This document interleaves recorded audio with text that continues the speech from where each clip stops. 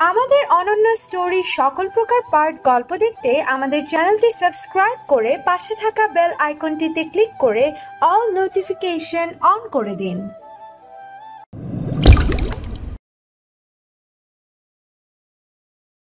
আহিয়ান অনন্যার দুহাত দেয়ালে শক্ত করে চেপে ধরে অনন্যার গলায় মুখ ডুবিয়ে দিল। অনন্যা তো জমে বরফ হয়ে যায় অবস্থা, কিন্তু বরফ হওয়ার আগেই গলায় ব্যথা অনুভব করলো। আহ ছাড়ুন, কি করছেন কি? আহিয়ান অনন্যার গলায় কিস নয়, বাইট করেছে। কেন সুইটার, তুমি কি ভেবেছিলে তোমার সাথে রোম্যান্স করব? প্লিজ ছাড়ুন, আমায় লাগছে। আমার খুব লাগছে তাই না? আমারও লেগেছিল যখন আমার ভালোবাসা অপেক্ষা করে অন্য কারো জন্য বউ সেজে বসেছিলি। প্লিজ আমার হাতটা ছাড়ুন। যা, ছেড়ে দিলাম।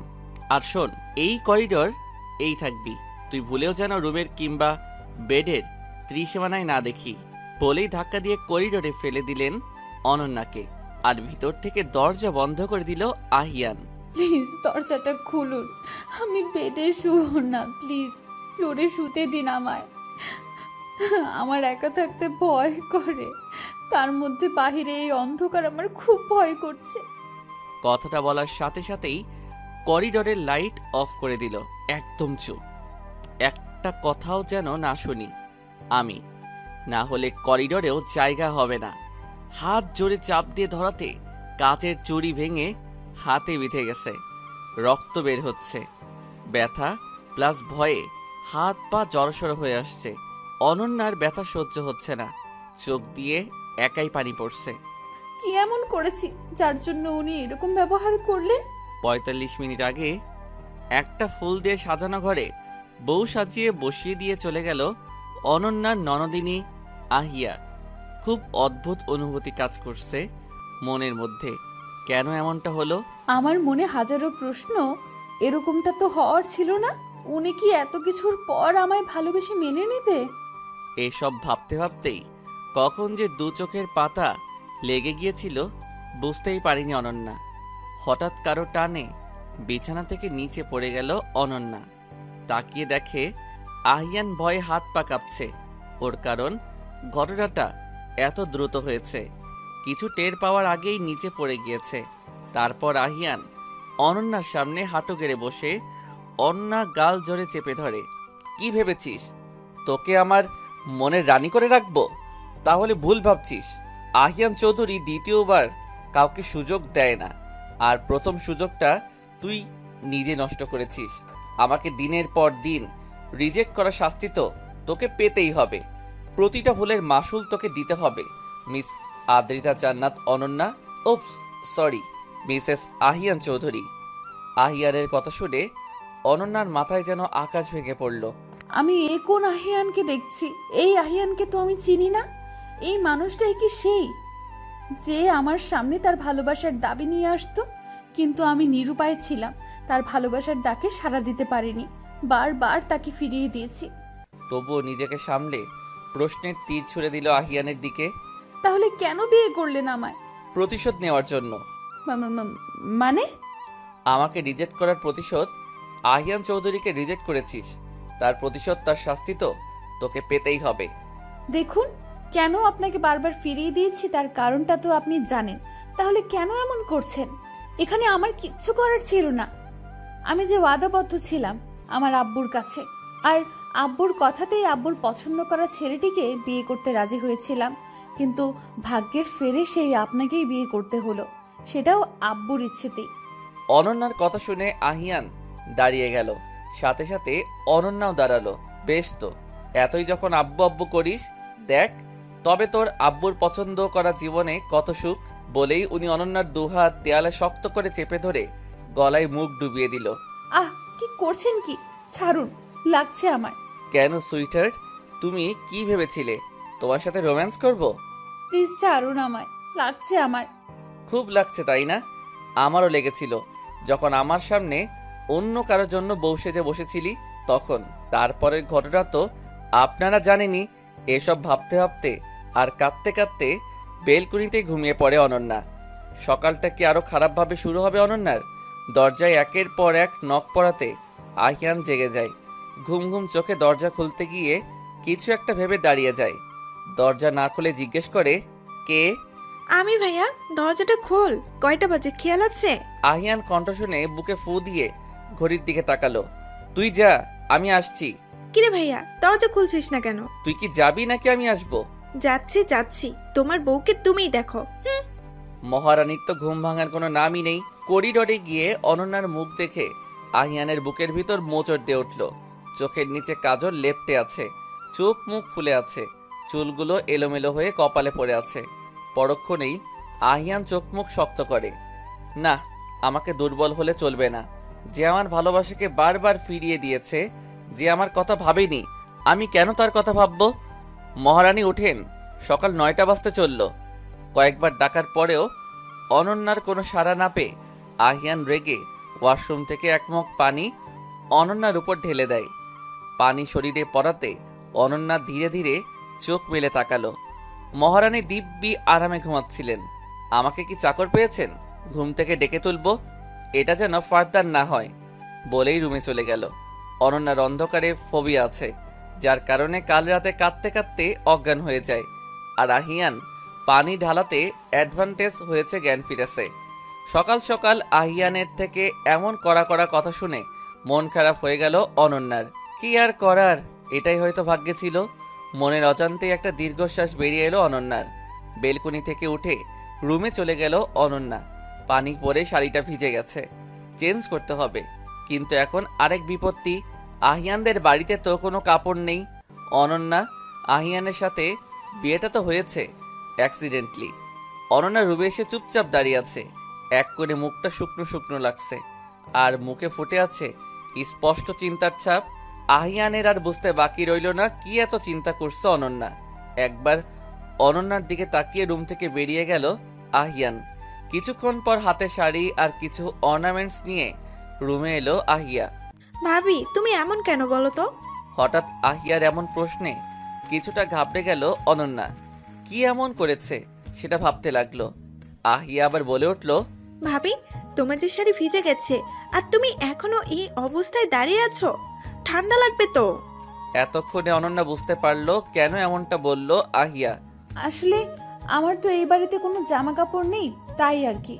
ভাবি, তুমি আমার সাথে কোনো সংকোচবোধ নিয়ে কথা বলবে না। তুমি সবসময় আমার সাথে বন্ধুর মতো কথা বলবে। তোমার ভালো লাগা, খারাপ লাগা সব কি বলবে তো।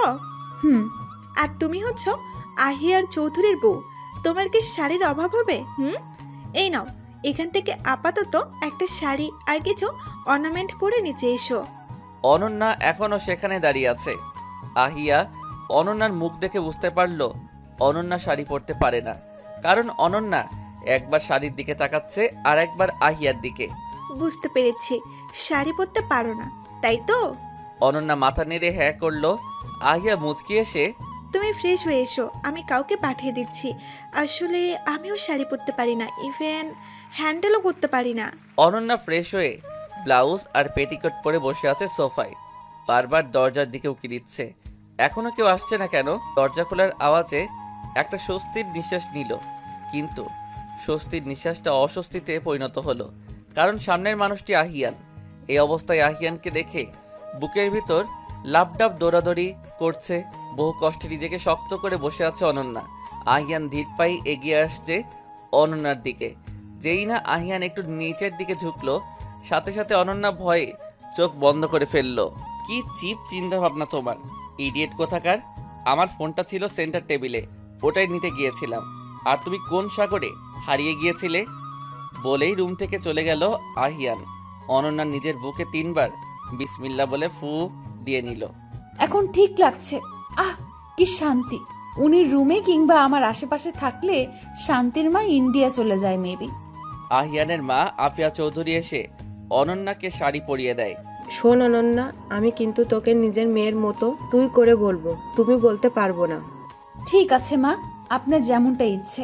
আমি তোকে আপন ভাবলে কি হবে? তুই তো আর আমাকে আপন ভাবিস না। যদি ভাবতিস তাহলে আর আপনি করে বলতিস না। অনন্যার মুখটা খুশিতে চিকচিক করছে। এবারে সবাই কত ভালো, কত সহজে আমাকে মেনে নিয়েছে। কিন্তু উনি তো আমাকে ভালোবাসে না, প্রতিশোধ নেবার জন্য বিয়ে করছে। আমি ওনার ভালোবাসা গ্রহণ করিনি, ওনাকে ফিরিয়ে দিয়েছি, সেই প্রতিশোধ। তবুও মুখে হাসি ফুটিয়েই বলল, ঠিক আছে, আমি তোমাকে তুমি করেই বলবো। হ্যাপি? হ্যাঁ অনেক। আমি যাই, তুই তাড়াতাড়ি নিচে আয়। ব্রেকফাস্ট টেবিলে সবাই খাচ্ছে। এমন সময় আহিয়ানের বাবা আরিফ চৌধুরী। এ কি অনন্যা, তোর হাত কাটলো কিভাবে? সবার নজর এখন অনন্যার দিকে। আহিয়ানের তো ভয় হচ্ছে অনন্যা কি উত্তর দেয় সেইটা ভেবে। আসলে বাবা, কাল রাতে অসাবধানতার কারণে কাচের চুড়ি ভেঙে হাতে বিঁধে গিয়েছিল। অনন্যা কথা শুনে আহিয়ান বিষম খেলো। ডালমেকুস কালা হে, কি হয়েছে রে ভাইয়া? চুপ করে খাবি নাকি? খাচ্ছি খাচ্ছি। খাবার শেষ করে যে যার কাজে লেগে পড়ল। বিয়েতে কোনো আয়োজন করা হয়নি, কারণ বিয়েটা অপ্রত্যাশিতভাবে হয়েছে। তাই বলে কি বৌভাতের আয়োজন হবে না? হবে, তবে গেট টুগেদার ভাবে। অনন্যা রুমে এসে দেখে আহিয়ান ল্যাপটপে কি যেন করছে। একবার তাকিয়ে দেখে, গিয়ে বেডে বসলো। একা একা বোরিং ফিল হচ্ছে। আহিয়া বাড়ি সাজানোর দায়িত্বে আছে, যার ফলে অনন্যার কাছে আসতে পারছে না। তখন মিথ্যা কথা বললে কেন? কখন? খাবার টেবিলে। কারণ আমি আপনাকে কারণ তুমি আমাকে কি? কারণ আমি আপনাকে সবার সামনে ছোট করতে চাইনি, তাই। বাড়ির আদর্শ বউ হওয়ার নাটক করতে হবে না, যেখানে তুমি আহিয়ান চৌধুরীর বই হতে পারবে না। বিকেলে সুন্দর করে সাজিয়ে স্টেজে বসিয়ে রাখা হয়েছে অনন্যাকে। দেখতে পুতুলের মতো লাগছে। আর আহিয়ান কিছুটা দূরে বন্ধুদের সাথে আড্ডা দিচ্ছে। বারবার আর চোখে অনন্যাকে দেখছে। ভাইয়া, তোরই তো বউ, এমন চুরের মতো দেখছিস কেন? সবার সামনে এমন কথা শুনে অনন্যা তো লজ্জায় রংধনু হয়ে যাচ্ছে। আহিয়ান চোখ গরম করে তাকাতেই আহিয়া থেমে গেছে, আর কিছু বলার সাহস পায়নি। কিছুক্ষণ পর অনন্যার বাপের বাড়ির লোক আসলো। আসতে না আসতেই অনন্যার বড় বোন, তোর কপাল আছে বলতে হবে অনন্যা, একবার বিয়ের আসরে এলো না, তোকে বিয়ে করবে না বলে হয়তো সত্যিটা জেনে গিয়েছিল। তাই ঠিকই আহিয়ান চৌধুরী বিয়ে করার জন্য হাজির ছিল ওখানে, না হলে কি হতো বলতো? হচ্ছে কি অন্না, এসব কথা বলার জন্য তোকে এখানে নিয়ে আসা হয়েছে? থাক না আব্বু, তুমি কেমন আছো তাই বলো। হ্যাঁ রে মা, ভালো আছি। তোর মুখটা যে যথেষ্ট আমার ভালো থাকার জন্যই। তুই ভালো আছিস তো? আব্বু, আমিও ভালো আছি। এবারে সবাই খুব ভালো, খুব সহজে আমায় মেনে নিয়েছে। সাধে কি আর বলি অনন্যা, তোর কপাল আছে। অনন্যা অর্ণার কথায় কোনো পাত্তা দিল না, কারণ ছোট থেকেই অর্ণার এসব কথায় অভ্যস্ত হয়ে গেছে অনন্যা। আহিয়া ফটোগ্রাফার নিয়ে এসে বিভিন্ন পোজে অনন্যার ছবি তুলল, সাথে আহিয়াও। ভাবি, তোমাদের তো কাপল পিকই তোলা হলো না এখন অবধি। আমি তো পিক তুলেছি, আবার কাপল পিকের কি দরকার? আলবাত দরকার আছে, তোমাদের নাতিপুতিকে দেখাতে হবে না? দাঁড়াও, ভাইয়াকে ডেকে নিয়ে আসছি। ননদিনী তো আমার 4G স্পিডে দৌড়াচ্ছে। আল্লাহ, ওই রাক্ষসটা আসলে না জানি কোন টর্চার করবে। কি দরকার ছিল কাপল পিক তোলার? এসব ভাবনার মাঝেই আহিয়া আহিয়ানকে টানতে টানতে স্টেজে নিয়ে আসছে। তারপর রোমান্টিক পোজে কিছু কাপল পিক তোলা হলো। সারা দিনের সবাই টায়ার্ড, সবাই রেস্ট নিচ্ছে। অনন্যা ফ্রেশ হয়ে রুমে এসে ড্রেসিং টেবিলের সামনে দাঁড়াতেই আহিয়ানের চোখে চোখ পড়ল। কেমন যেন অদ্ভুত চাহনিতে তাকিয়ে আছে আহিয়ান। ধীরে ধীরে আহিয়ানের দিকে এগিয়ে আসতে লাগলো, চোখে এক অদ্ভুত আকর্ষণ। এই চোখে নেই কোনো রাগ, নেই কোনো হিংস্রতা। আহিয়ান অনন্যার দিকে এগোতেই অনন্যা এক পা দুপা করে পিছুতে লাগলো। পিছুতে দেয়ালে ঠেকে গেল। এতক্ষণে অনন্যার অনেকটা কাছে চলে আসছে। আহিয়ানের নিঃশ্বাস অনন্যার গায়ের উপর এসে পড়ছে। আহিয়ান অনন্যার গাল থেকে গলা অবধি স্লাইড করছে। কি করছেন?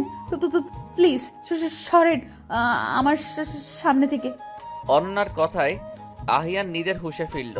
তোতলাচ্ছ কেন জান পাখি? কাল যেটা হয়নি সেটা আজ করলে কেমন হয়? মানে বাসর। আহিয়ানের কথায় তো অনন্যার মাথা হ্যাং হয়ে গেছে। কি বলছে এসব আহিয়ান? না! চিৎকার করতেই আহিয়ান অনন্যার মুখ শক্ত করে চেপে ধরে। কি ভেবেছিলে এটাই বলবো? অনন্যা তো ব্যাককল হয়ে থ মেরে দাঁড়িয়ে আছে। আধা সেকেন্ড কমাতে ছিল মনে হয়। রাক্ষস একটা, তোকে তো আমি স্যান্ডউইচ বানিয়ে খাবো, চিজ বার্গার বানিয়ে খাবো। আমার বয়ে গেছে এমন ভাবতে। যা খাওয়ার ইচ্ছে হয় বেলকনিতে গিয়ে খাও, ঘুমাবো। শালা, মনে কি তোর একটু মায়া দয়াও নেই? এইভাবে আমাকে ব্যালকনিতে রাখতে একটু কষ্ট হচ্ছে না? হবে কি করে? আমায় তো কখনো ভালোই বাসেনি, কেউ নেই আমাকে ভালোবাসার মতো। পরের দিন সকালে অনন্যা উপরে এসে দেখে আহিয়ান রেডি হচ্ছে, মেবি অফিসে যাওয়ার জন্য। একবার আহিয়ান অনন্যার দিকে আর চোখে তাকালো। আহিয়ানের এভাবে তাকানোর মানেটা ঠিক বুঝলো না অনন্যা, এবং কি বোঝার চেষ্টাও করলো না। অনন্যা করিডোরে এসে দাঁড়িয়ে আছে। হঠাৎ রুমে কিছু ভাঙার শব্দ পেয়ে রুমে আসলো। ফ্লোরে একটা ফুলদানি পড়ে ভেঙে গেছে, কিন্তু প্রশ্নটা হচ্ছে এটা ভাঙলো কিভাবে? অনন্যার ভাবনার মাঝেই আহিয়ান বলে উঠলেন, 8:59:59 মধ্যে যেন অফিসে দেখতে পাই। তার মানে ইচ্ছে করে ভেঙেছে ফুলদানিটা, যাতে অনন্যা রুমে আসে। আহিয়ানের এই কথাটা শুনে অনন্যার মেজাজ বিগড়ে গেল, কারণ অনন্যা ছাড়া এই রুমে আর কেউ নেই। তার মানে কথাটা অনন্যাকেই বলেছে। তার থেকেও বড় কথা, যেহেতু বিয়ের 7 দিন আগে রেজিগনেশন লেটার দিয়েছিল, সেহেতু চাকরিটা অনন্যা ছেড়ে দিয়েছে। পাগলের সুখ, মনে মনে দিনের আকাশে চাঁদ খোঁজে। শাট ইওর মাউথ। এটা তোমার ক্ষেত্রে প্রযোজ্য, আমার ক্ষেত্রে না, ওকে? আহিয়ান চৌধুরীর যে এতটা শর্ট মেমোরি জানা ছিল না। হোয়াট এভার, আমি মনে করিয়ে দিচ্ছি, আজ থেকে 9 দিন আগে আমি রেজিগনেশন লেটার দিয়েছিলাম আপনাকে, মনে পড়েছে নিশ্চয়ই? তো এবার অনন্যার রাগে শরীরটা জ্বলে যাচ্ছে ওনার এমন অ্যাটিটিউড ভরা তো কথাটা শুনে। তো মানে চাকরিটা আমি ছেড়ে দিয়েছি, ক্লিয়ার? নো, আজ থেকে 45 দিন আগে একটু ঘুরে এসো। মানে? মিসেস আহিয়ান চৌধুরীও তো কম শর্ট মেমোরির নয়। বাই দ্য ওয়ে, আমি মনে করিয়ে দিচ্ছি, 45 days ago। ম্যাম, আপনাকে স্যার ডাকছে কেবিনে। যাচ্ছি। কোন দুঃখে যে এই চাকরিটা করতে আসছিলাম আল্লাহ তুমিই ভালো জানো। তার মধ্যে এই দানবটার পিএ মানে পার্সোনাল অ্যাসিস্ট্যান্ট জীবনটা তেজপাতা বানিয়ে, না বাঁশপাতা বানিয়ে দিল। তেজপাতা হলে তাও অন্তত রান্নার কাজে লাগতো, এই বাঁশপাতা জীবনটা তো কোনো কাজেই লাগবে না। মনে মনে বকবক করতে করতে আহিয়ানের কেবিনে গেল। আসবো স্যার? হ্যাঁ। আমায় কেন ডেকেছেন স্যার? তোমার চাঁদ মাখা মুখটা দেখবো বলে। অ্যাঁ? এই ফাইলগুলো চেক করে সাইন করে দাও। এই ফাইলগুলো চেক করা হয়ে গেছে স্যার। তাহলে সাইন করো। আমাকে দিয়ে কাজের উপর কাজ করানোর ধান্দা খালি, রাক্ষস একটা, করব না চেক। অনন্যা আর কিছু না ভেবেই ফাইলে সাইন করে দেয়। আহিয়ান অনন্যার সামনে তুড়ি বাজাতেই নিজের জগতে ফিরে আসে অনন্যা। সাইন করেছিলাম তো। তো কিসের পেপার ছিল সেটা জানো? আহিয়ান একটা পেপার অনন্যার হাতে ধরিয়ে দিয়ে চলে গেল হন হন করে। অনন্যা তো পেপারটা হাতে নিয়ে থ মেরে দাঁড়িয়ে আছে, কারণ পেপারটা একটা চুক্তিপত্র, যাতে লেখা আছে আগামী 18 মাসের মধ্যে নিজের ইচ্ছাতে চাকরি ছাড়লে অফিসে 15 লক্ষ টাকা দিতে হবে, তাও আবার নিজের personal income of swords account দেখিয়ে টাকা ফেরত দিতে হবে। মিস্টার আহিয়ান চৌধুরী, এইভাবে চুক্তিপত্র না করলেও আমি টাকাটা ফেরত দিতে পারতাম না। আপনি হয়তো ভেবেছেন আব্বুর কাছ থেকে টাকাটা নিয়ে ফেরত দিব, কিন্তু আপনি তো আর জানেন না যে। আহিয়ান চলে যাওয়ার পর অনন্যাও নিচে নামলো। অনন্যাকে চিন্তিত দেখে, কি হয়েছে অনন্যা? মামুনের মুখটা এমন শুকনো শুকনো লাগছে কেন? আসলে আব্বু। কি হয়েছে বল, এতে আনইজি ফিল করার কি আছে? আব্বু, আমি চাকরিটা এখনো করতে চাই। উপস্থিত সবাই অনন্যার থেকে এমন কথাটা শুনে বেশ অবাক। বাড়ির বউ নাকি চাকরি করবে? কি বলছিস এসব? বিয়ের আগে তো চাকরিটা করতিস শখ করে, আর এখন যদি চাকরি করিস লোকে কি বলবে? তার থেকেও বড় কথা, আমার বন্ধু মানে তোর বাবাকে কি বলবো আমি? আমাদের বাড়ির বউকে দিয়ে আমরা চাকরি করাবো? তখনই